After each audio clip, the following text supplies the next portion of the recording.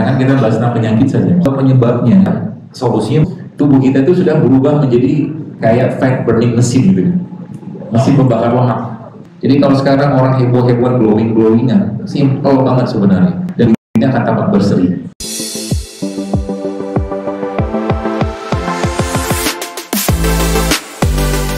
Kalau kita membahas tentang penyakit itu misalkan ya, itu jangan memandang misalkan ada orang misalkan bicara tentang kanker ya. Kanker itu kan sosok yang mengerikan sekali dalam kehidupan banyak orang ya. Kanker itu ada apa penyebabnya? Kalau dibilang penyebab secara mutlak nggak ada ya. Dia banyak multifaktor, mulai dari perasaan, mulai dari bahan-bahan kimia yang disebut dengan hormon disruptor. Jadi begitu hawa-hawa di atas yang mendengarkan ini coba nanti browsing ya. Ini contohnya browsing bahan-bahan yang disebut dengan hormon atau endokrin disruptor. Endokrin disruptor itu banyak sekali sebenarnya ada pada produk kosmetik, toiletries ya. Kenapa kita pakai tiap hari terus? Banyak sekali. Ya. Salah satu bahan tersebut ya namanya paraben, metil paraben. Itu dari mulai odol, sampo, segala macam banyak sekali metil paraben. Nanti dibaca aja gitu.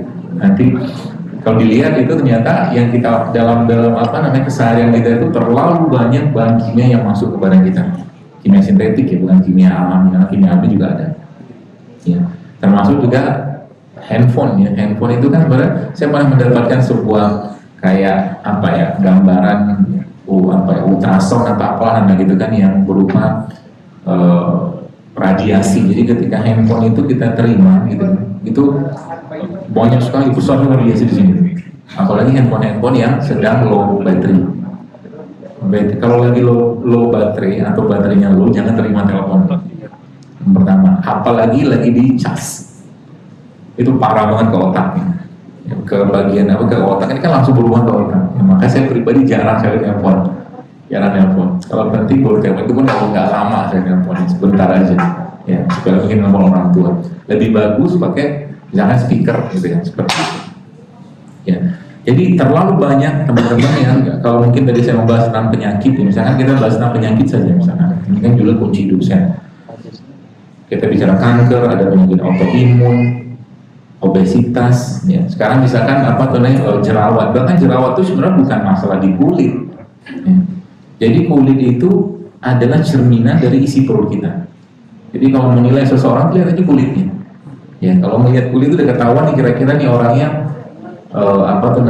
kurang minum kah, kurang air kah, atau kurang vitamin kah, ketahuan dari kulit. Ya, itu sebabnya orang-orang yang sudah rusak organnya. Nanti teman-teman coba lihat.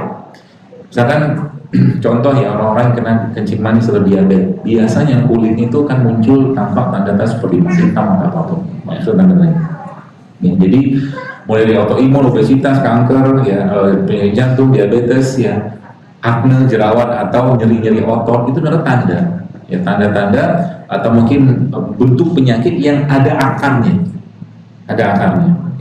Maka sebenarnya kalau kita kembalikan kunci-kunci kesehatan pada Islam, maka banyak sekali polanya. Salah satu pola yang mungkin teman-teman pernah dengar adalah pola yang Nabi pernah ajarkan, ya, dimana selama 20 atau selama 1 bulan ya, Rasulullah SAW pernah disebutkan sebuah riwayat Nabi itu hanya makan kurma sama minum air aja. Itu bentuk detoksifikasi yang paling sempurna, paling baik. Bukan karena Nabi gak punya uang, ya, pastinya ada maksudnya di situ. Ya. Maka ada tingkatannya, ada tingkatan-tingkatan berupa detoksifikasi atau level detoksifikasi itu kita bisa pakai. Tingkatan paling utama atau tingkatan paling puncak itulah namanya water fasting. Di water fasting itu orang selama 24 jam itu nggak makan apa-apa kecuali air aja. Pertanyaannya untuk siapa nih? Apakah semua orang bisa kerjakan? Kalau saya yang saya dapatkan ilmunya, water fasting itu kebanyakan kita gunakan bagi orang-orang yang sudah nggak mempan lagi dengan misalkan obat-obatan, herbal, bahkan udah nggak mempan, tubuhnya udah konslet luar biasa. Ya, maka 24 jam itu puasa. Ya, puasa apakah puasa mengikuti puasa sunnah atau puasa-puasa yang ada dalam Islam? Boleh pakai itu, tapi nanti habis itu nggak makan. Betul-betul 24 jam itu hanya air aja masuk. Kita membatalkan puasanya pakai air. Itu efek yang luar biasa bagi laki-laki, teman-teman sekalian. itu pola yang sangat signifikan untuk menaikkan testosteron. Jadi laki-laki yang testosteronnya kurang, jadi zaman sekarang kan kebalik. Perempuannya, bukan terbalik sih, perempuannya kelebihan estrogen, laki-lakinya kurang testosteron. Ya. Ketika kurang testosteron, apa yang terjadi? Maka yang terjadi pasti muncul ketidakseimbangan ya, dalam badannya. Kalau perempuan, kalau hiperestrogen, salah satu efeknya yang mudah terjadi kista, tumor, segala macam. Yang laki-laki sel telurnya tidak sesuai. Bahkan saya pernah diskusi dengan seorang teman, dia pernah mengisi satu kajian tentang LGBT lah gitu kan. Itu ternyata awal asal muasalnya itu sejak dari kandungan. Jadi LGBT itu lesbian, gay, biseksual, transgender itu awal muasal gennya itu terjadi pada kandungan. Kenapa ngelus-ngelus temannya? Sama bisa janganlah. Udah. Ya gitu ya. Jadi kenapa? Karena memang kecemasan pada gen. Ya makanya coba teman-teman cari buku. Buku itu judulnya Gen on Off. Buku ini karangan bagus, gampang dicerna lah ya. Karangan namanya Kazuo Murakami. Ya, Kazuo Murakami. Jadi Kazuo Murakami nulis buku yang dia bilang ini nggak mungkin bikinannya manusia, dia bilang. Jadi dia bilang tuh gen itu bisa di on off gitu. Kanker itu bisa di stop. Ya, apa segala macam. Tapi dia bilang ini ada kekuatan yang maha agung mengaturnya. Karena dia seperti ateis gitu kan, dia nggak ngerti.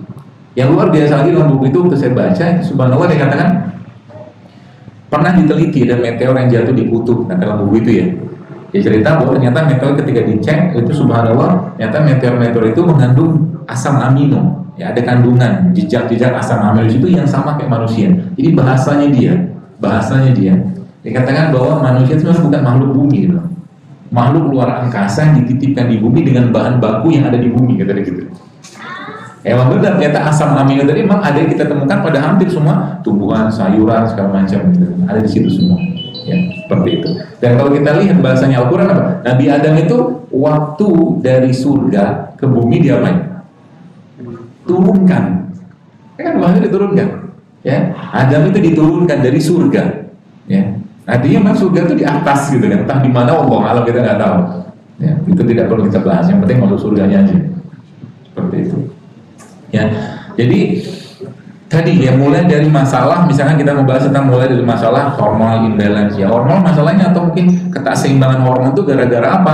Gara-gara bahan baku. Jadi hormon itu punya bahan baku. Hormon itu punya bahan baku. Ya, seperti itu. Bahan bakunya apa? Salah satunya adalah lemak. Ya, salah satunya adalah banyak ya. Ada banyak tapi salah satunya adalah lemak. Kemudian lagi ketakseimbangan ya, misalkan kayak orang sakit mah ya, ada kita sebutnya di masalah pencernaan atau gangguan pencernaan ya, atau mungkin dispepsia seperti itu.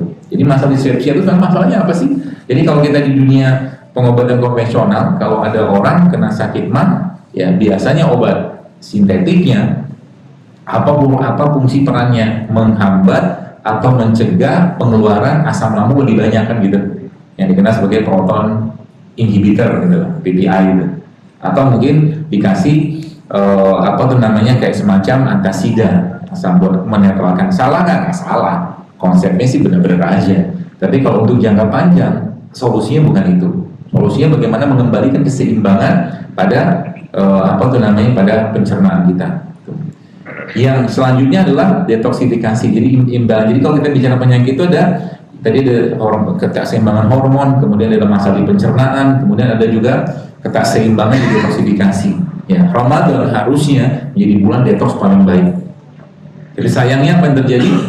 Yang dimakan waktu Ramadan tidak jauh lebih beda atau dengan 11 bulan yang lain gitu. Sama aja nggak ada perubahannya. Sehingga apa? Tubuhnya harusnya tersetting dengan baik, malah nggak teroptimalkan. Nah, saya mau kasih challenge buat teman-teman. Jadi ada beberapa cerita tentang fase puasa nih, fase detoksifikasi. Nanti kalau mau coba silakan. Kemarin saya sempat nyoba sampai 20 jam. Ya. Yang pernah saya baca itu dalam sebuah tulisan itu subhanallah pada 12 jam itu tuh kita masuk pada fase fasted state. Jadi fasted state itu fase puasa awal gitu kan. Nah 16 jam itu kita mulai masuk ke fat burning zone. Fat burning zone itu saat itu hormon atau HGH, human growth hormone kita mulai naik tuh. Ya. Jadi saat itu kalau teman-teman mau olahraga paling bagus tuh. Jadi nanti kalau Anda yang mau olahraga waktu bulan Ramadan atau bulan lagi puasa, itu olahragalah menjelang-jelang berbuka. Itu saat yang paling baik untuk memunculkan growth hormonnya. Ya. Exercise yang dilakukan saat puasa itu sangat baik. Itu bisa memboost up kondisi growth hormone berkali lipat. Ya. Karena kita mau buka kan jadi aman kita. Nggak usah banyak-banyak. Ya, gak usah lama-lama juga. Jadi kalau misalkan kita sahur, misalkan jam 4 gitu, sahur jam 4, katakanlah buka itu bisa jam 6, itu kan sudah 14 jam itu. 4 ke 4 sudah 12, tambah 2 udah 14 jam. Menjelang-jelang itu sudah kita mulai olahraga. Entah push up, entah apa, yang terutama olahraga beban. Bukan beban perasaan, beban badan. Jadi kalau kita sebut dengan weight training gitu kan, weight training, ya seperti itu. Ya, weight training. Weight training itu contohnya apa sih? Push up, menggunakan berat badan gitu, atau mungkin plank, atau mungkin squat. Itu lagi sederhana yang teman-teman bisa download itu di Apple Store atau Play Store gitu, banyak itu 7-minute workout. Itu akan membentuk massa otot. Jadi olahraga saat puasa itu luar biasa. Kemudian masuk ke 18 jam. 18 jam itu bos sekalian, teman-teman kita sudah mulai masuk ke fase berikutnya. Jadi burn fat-nya kita itu, burn fat atau bakaran lemak kita itu pada 18 jam itu sudah mulai eksponensial, dia semakin bertambah. Makanya kalau sudah pernah nyobain kayak begini, Anda atau kita nggak perlu banyak-banyak makan. Saya kemarin sempat nyoba sampai 20 jam. 20 jam nggak makan dengan kondisi aktivitas, tapi minum aja. Ya, ada kalori sedikit masuk, ya, tapi kita nggak terlalu banyak. Nah, pada 20 jam itu tubuh kita itu sudah berubah menjadi kayak fat burning mesin gitu, mesin pembakar lemak. Nah, apa ceritanya lemak ini? Lemak ini teman-teman sekalian, kalau dia masuk ke badan kita dan kondisinya adalah tubuh terlalu banyak timbunan lemak, terutama lemak jahat. Kita nggak ada kenal LDL seperti itu tuh, lemak jahat kalau bahasa kita tuh, otomatis banyak sistem kita akan bermasalah. Nah, kalau analoginya begini. Kita punya mobil misalkan, mobil itu tangki utamanya atau total tangkinya 50 liter misalkan. Nah, 10 liternya itu tangki cadangan. 40 liternya kalau Bapak Ibu teman-teman lihat memang ada tangki cadangan tuh katanya. Teman saya kemarin sempat bongkar tangki itu benar ada tangki cadangan, seperti tangki cadangan gitu kan, dalam mobil itu. Nah, 50 liter totalnya. Nah, pertanyaannya bagaimana kita bisa mengakses ya, atau bagaimana kita bisa menggunakan tangki cadangan tadi? Catatannya misalkan Anda di sini mau misalkan ke Sukabumi misalkan 3 jam lah misalkan atau 2 jam. Nah, caranya coba pakai tangki cadangan, jangan berhenti rest area. Gitu. Jangan berhenti rest area. Kalau berhenti rest area, masuk lagi diisi bensin, masuk ke tangki utama. Tangki utama ini sebenarnya gula. Isi gula. Ya, gula dalam tubuh kita pernah saya jelaskan juga, kalau nggak kepake ujung-ujungnya jadi apa? Lemak. Gula, glikogen, lemak, gula, glikogen, gitu aja urutannya itu. Nah, pertanyaan kalau gula yang masuk ini gula nggak sehat, contoh misalkan gini. Kalau kita minum, misalkan satu hari ada orang minum kata 5 kali lah sehari itu dia makan gula pasir misalkan. Setiap jam waktu pertama, kedua, ketiga, 4, 5 gitu kan, setiap waktu itu dia makan katakanlah 5 atau 2 sendok makan gula pasir. Dengan orang pada waktu yang sama atau dengan kondisi yang sama 5 waktu tadi dia makan air tebu atau minum air tebu. 2 sendok gula pasir dan 2 sendok air tebu. Kenapa saya ngambil ilustrasi gula tebu atau air tebu? Karena gula pasir kan asal gula tebu. Dari tebu kan? Tapi beda nasib ini kalau orang makan. Orang yang makan ini teman-teman sekalian, yang makan gula pasir 2 sendok makan ini tiap sampai 5, itu jelas akan bermasalah di badannya karena tubuh susah ngolahnya. Kenapa? Karena isinya gula tok. Sedangkan air tebu itu kan bukan hanya gula isinya. Kalau dia masih senyawa kompleks, kalau dia masih utuh di awal, dia akan aman badan kita. Itu kenapa banyak orang habis makan, misalkan makan nasi gitu kan, dengan berbagai macam lauknya ngantuk, terutama nasi-nasi yang tinggi dengan gula, karena tubuh susah mengolahnya. Setiap pengolahan makanan-makanan atau mungkin sesuatu yang masuk ke badan kita, kalau dia katakanlah tubuh katakanlah capek ngolahnya, itu berat kemungkinan besar itu bulah, kemungkinan besar. Ya, teman-teman yang biasa makan nasi Padang, kemana saya ke Padang, nasi isi di Padang, bingung saya mau ngomong apa di sana. Kenapa bingung? Kan semua makan pakai santan. Mereka makan sayur, tapi sayuran sayur nangka juga pakai santan. Ya, tapi masya Allah, yang menarik ya memang di Padang itu Allah menciptakan apa? Banyak kelapa di sana, banyak pohon kelapa. Seandainya saya bilang kalau orang Padang ini saya katakan satu hari bisa minum air kelapa 1 gelas aja, banyak efeknya ke badannya. Asalnya pakai sirup, jangan pakai gula lagi. Gitu lah. Air kelapa bener air kelapa gitu kan. Air kelapa itu kan isinya apa? Detox kan, air detox benar. Ya. Jadi itu sebabnya kemarin sedikit cerita waktu saya kemarin di Jogja itu subhanallah ibu cerita ada di kajian masjid apa gitu. Dia cerita ada sakit seperti apa, adenomyosis, saya lupa nama detailnya itu. Tapi dia cerita mau dioperasi sama dokternya, kemudian dia minum air kelapa. Minum air kelapa, dia cukup intens beberapa minggu sebelum sakit itu. Tapi air kelapanya ditopping atau dimodif sama dia. Air kelapanya dikasih kunyit, dikasih kurma, di blender sama dia. Diminum, dan subhanallah ada beberapa hari menjelang operasi itu tiba-tiba, alhamdulillah itu dia cerita gitu kan, muncul keluar gumpalan seperti darah kok gitu loh. Kayak jelly itu dari malah alat reproduksi kemaluan beliau. Gitu model air kelapa doang gitu kan. Itu canggihnya air kelapa. Jadi kalau teman-teman topping air kelapa itu pakai berbagai macam toppingan itu kerennya minta ampun. Contohnya gimana? Ada penyakit liver nih misalkan. Contohnya ya. Coba nanti ambil air kelapa. Air kelapa itu air kelapa apa? Air kelapa yang muda. Air kelapa muda, airnya aja. Kelapa muda yang daging masih halus banget itu diambil terus di blender sama misalkan ada gangguan liver nih di blender sama temulawak atau kunyit tambah sedikit jahe kasih kurma sedikit itu akan membersihkan liver. Atau mungkin Anda mau mau yang lain lagi misalkan Anda buat gangguan masalah pencernaan sama air kelapa bisa Anda blender misalkan sama sama jahe misalkan atau serai itu bisa salah satu contohnya ya. Ya, karena air kelapa tuh fungsinya luar biasa. Nanti coba Ramadan, nanti teman-teman mulai itu minum air kelapa di blender sama kurma. Kenyangnya minta ampun. Kenyang karena dua-duanya asam amino sebenarnya. Ya kita memang nggak hari kenyang, tapi dua makanan atau dua produk Allah tadi itu subhanallah efeknya ke badan sangat luar biasa. Sangat bisa.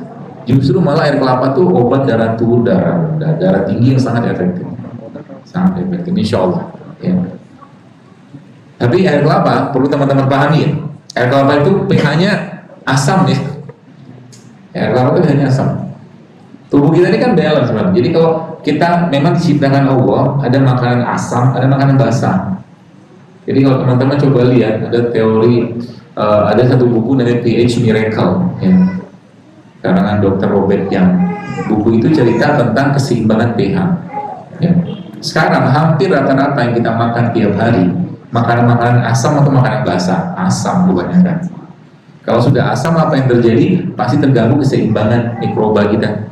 Ya, contoh mungkin teman-teman yang suka makan misalkan jengkol atau pete. Jengkol pete itu sehat nggak? Sehat. Tapi yang banyak-banyak. Ya, bagus dia. Kalau mau makan jengkol pete, makan sama kulit-kulitnya. Ya, kalau suka. Ya, makanya kalau biasa makan pete, maaf tuh biasanya urinnya bau kan, air seninya kan, karena memang pete itu asamnya luar biasa. Ya, mungkin bahasa saya tuh biasanya kalau ada lalat atau nyamuk itu lewat di atas kencingan orang kena pete itu terganggu GPS-nya gitu. Kacau. Ayo makan jengkol pete itu masya Allah kita yang nyium itu boleh loh. Nah itu tanda tuh. Makanya kalau sudah asam yang terjadi dalam tubuh kita terlalu dalam, terlalu banyak asamnya, apa yang terjadi? Tubuhnya akan ngasih keluhan. Tanda keluhannya apa? Mulutnya bau, kencingnya bau, bau asam memang. Mulutnya bau, keringatnya bau asam. Ya. Apalagi BAB-nya bau asam. Ya. Coba yang makan durian. Pernah membaui nggak? Bau kan, maaf ya. Yang kita bicara itunya ya. Bicara gini. Durian itu kan asam banget. Durian itu sekalian balancingnya apa? Atau penyeimbangnya siapa? Bijinya. Jadi kalau mungkin pernah dengar gitu ya, kalau saya sarankan daripada Anda makan daging durian banyak-banyak, mendingan makan bijinya banyak-banyak. lebih sehat bijinya. Ya, tidak makan langsung juga kan, direbus ya. Dikukus itu dibikin tepung juga bagus. Karena isi durian, isi biji durian itu apa? Asam amino. Sama kayak air kelapa. Coba aja lihat research on durian seed, ketemu dengan asam amino semua di situ. Jadi banyak sekali biji-bijian itu Allah ciptakan untuk apa? Sebenarnya buat dimakan. Ya, apalagi dibikin tepung tomat. Maka kita bilang kalau seandainya dia bisa bikin tempe dari apa? Bijinya itu bagus tuh. Dan tempe itu kan tidak mesti dari kedelai ya. Bisa dari banyak biji-bijian. Jadi fermentasi, dan salah satu makanan terbaik untuk pencernaan kita emang makanan yang difermentasi. Seperti itu. Banyak sekali ya. Jadi kalau durian itu kan seperti saya ceritakan tadi, bahwa semakin dilindungi Allah Subhanahu wa taala, suatu produk itu biasanya semakin berharga. Contoh air kelapa. Air kelapa itu kapan waktu makan terbaik atau diminum terbaiknya? Habis dari pohon, potong, minum itu paling bagus. Ya kan? Coba lihat air kelapa itu. Kalau teman-teman air kelapa muda sekalipun, kalau sudah nangkring katakanlah di tempat penjualnya, lama-lama warnanya berubah kan? Masuknya dari mana itu? Ya tangkainya kan, oksigen itu kan, oksidasi itu kan dari tangkai. Makanya rasa kelapa yang baru dari pohon sama rasa kelapa yang sudah lama, meskipun sama-sama muda, akan beda rasanya karena teroksidasi. Nah, semakin teroksidasi atau semakin banyak produk oksidasi yang masuk ke badan kita, kulitnya akan tampak tidak cerah. Jadi kalau sekarang orang heboh-hebohan glowing-glowingan, simple banget sebenarnya. Semakin banyak sayuran, semakin banyak buah yang dimakan, yang tidak banyak pengolahannya, yang masih fresh, yang tidak banyak bahan kimianya, semakin sehat. Dan kulitnya akan tampak berseri. Gitu. Gak perlu berbagai macam, apa namanya lebih banyak pengen ke belakang gitu loh. Maka bantu pembuangan tadi dengan apa? Air atau serat.